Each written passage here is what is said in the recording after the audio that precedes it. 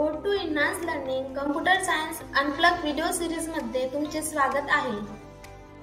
रोमांचक computer science संकल्पना जाणून घेण्यासाठी एक व्हिडिओ सिरीज कम्प्युटरचा वापर न करता मजेदार ॲक्टिव्हिटीद्वारे कम्प्युटर आणि ॲप्लिकेशन डिझाइन तयार करण्यासाठी वापरली जाते। विचार करण्यास तयार व्हा, क्रिएटिव्ह व्हा आणि या नाविन्यपूर्ण जगातील भरभराट होण्यासाठी तुमच्या 21व्या शतकातील कौशल्यांना चालना द्या।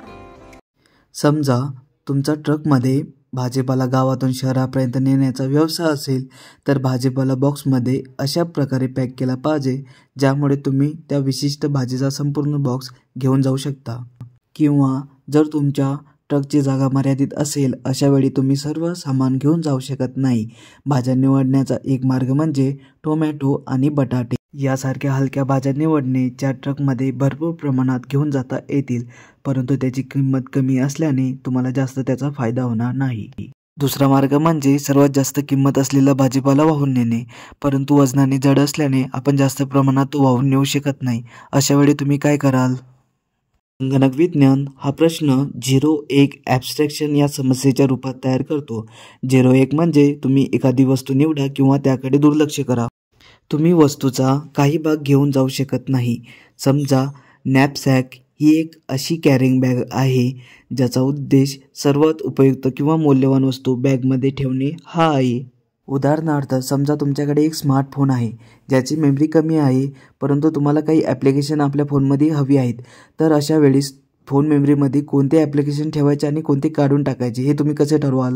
नॅपसॅक समस्या शिकून घेतल्याने तुम्हाला मर्यादित रॅम असलेल्या कम्प्युटर मेमरीमध्ये ॲप्लिकेशन कसे व्यवस्थापित करायचे हे नवशिकेला सुद्धा समजून घेता येईल। फोन व्यतिरिक्त इतर अनुकूल मार्गाने 0-1 नॅपसॅक समस्येचे निराकरण जीवशास्त्र आणि वायरलेस नेटवर्कमध्ये वापरले जाते। कारण जसे तुम्ही एखादी ॲब्स्ट्रॅक्शन समस्या सोडवता तेव्हा तुमच्यात गंभीर विचाराचे कौशल्य आणि संख्यात्मक योग्यता विकसित होत जाते। वास्तविक जीवनात स्पष्टीकरणासाठी बरेच उदाहरण असू शकतात, परंतु मी इथे भाजीपाल्याचे एक साधे उदाहरण घेत आहे। तुम्ही टेबलमध्ये कांदा, बटाटा, टोमॅटो आणि लसूण यासारख्या भाज्या तसेच त्यांच्या किमती इथे बघू शकता। आणि या भाज्या वाहून नेण्याची ट्रकची वहन क्षमता 60 किलो एवढी आहे। तसेच लक्षात ठेवा की मला भाज्याचे संपूर्ण पॅकेज घ्यायचे आहे। उदाहरण जर मला इथे कांदा निवडायचा असेल तर तो मला संपूर्ण 10 किलो घ्यावा लागेल, तो मी 5 किलो घेऊ शकणार नाही। ट्रकच्या वेगवेगळ्या क्षमतेवर भाजीपाला विकून आपल्याला जास्तीत जास्त पैसे मिळवायचे आहे। आपण 0 किलोपासून सुरू होणाऱ्या ट्रकच्या वेगवेगळ्या क्षमतेनुसार भाजीपाला विकून जास्तीत जास्त पैसा मिळवू शकतो, ज्यामुळे वजन प्रत्येक वेळी 10 किलोने वाढेल आणि 60 किलोपर्यंत पोहोचेल। त्याचवेळी आपण भाजी एक एक करून घेऊ आणि ट्रकच्या वेगवेगळ्या क्षमतेनुसार भाजी ट्रकमध्ये ठेवायची की वगळायची ते ठरवू। चला टेबल तयार करून बघूया। टेबलचे कॉलम 0 पासून 60 किलोपर्यंतचे वजन दर्शवत आहे, तर रोज हे भाज्या दर्शवित आहे। पहिल्या रांगेत कुठलीही भाजी नाही, म्हणून पहिली रांग म्हणते माझ्याकडे कोणतीही वस्तू नाही, त्यामुळे मी 0 रुपये मिळवेल। तसेच पहिला कॉलम म्हणतो माझी वाहून नेण्याची क्षमता 0 किलो आहे, म्हणून मी 0 रुपये कमावतो। त्यामुळे कॉलममध्ये आपल्याला 0 लिहावे लागेल। आता आपल्याकडे दुसऱ्या रांगेत 10 किलो वजनाचे कांदे आहेत आणि दुसऱ्या कॉलममध्ये ट्रकची 10 किलो माल वाहून नेण्याची क्षमता आहे। जर मी ट्रकमध्ये कांदा न्यायचे निवडले तर माझ्या ट्रकची 10 किलोची क्षमता पूर्ण होऊन मी 5 रुपये मिळवेल।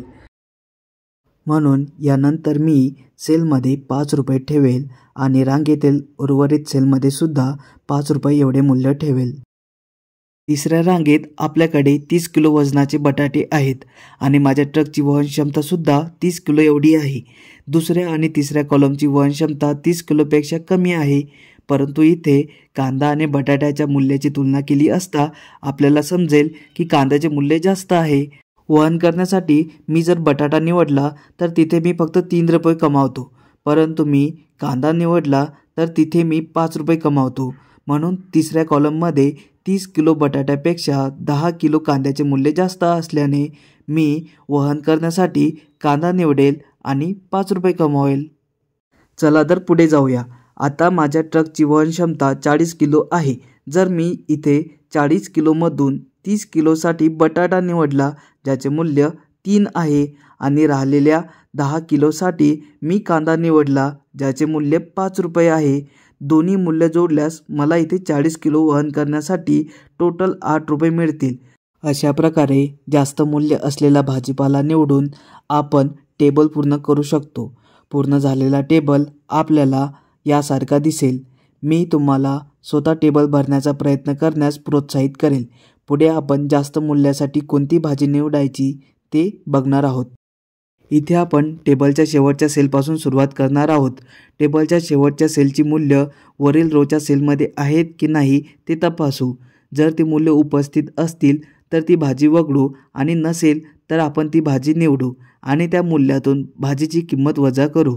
चला बघूया. जसे टेबलच्या शेवटच्या सेलचे मूल्य 17 आहे आणि हे मूल्य वरच्या 4थ्या नंबरच्या सेलमध्ये उपलब्ध नाही, म्हणून आपण लसूण निवडून लसूणची किंमत 17 मधून वजा केल्यास आपल्याला इथे 13 मिळतील.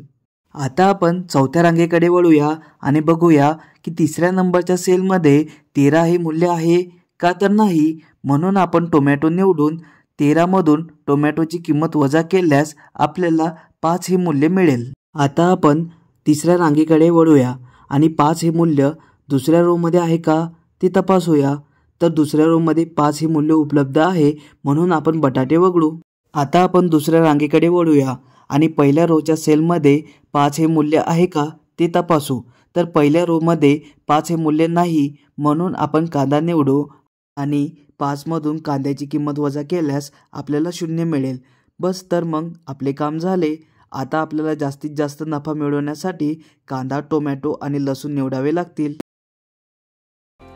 या व्हिडिओमध्ये काही मर्यादा असताना अधिक मूल्य असलेल्या गोष्टी निवडण्यासाठी आपण एका प्रसिद्ध टेक्निकबद्दल शिकलो. तुम्ही तुमच्या दैनंदिन जीवनाचा विचार करा. तुमच्याकडे अनेक गोष्टी करायच्या असतील पण उपाय शोधण्यासाठी पुरेसा वेळ नसेल, तर या समस्येचे तुमचे उत्तर 0-1 असू शकते. आशा करते की हा व्हिडिओ तुम्हाला नक्कीच समजला असेल. थँक्यू.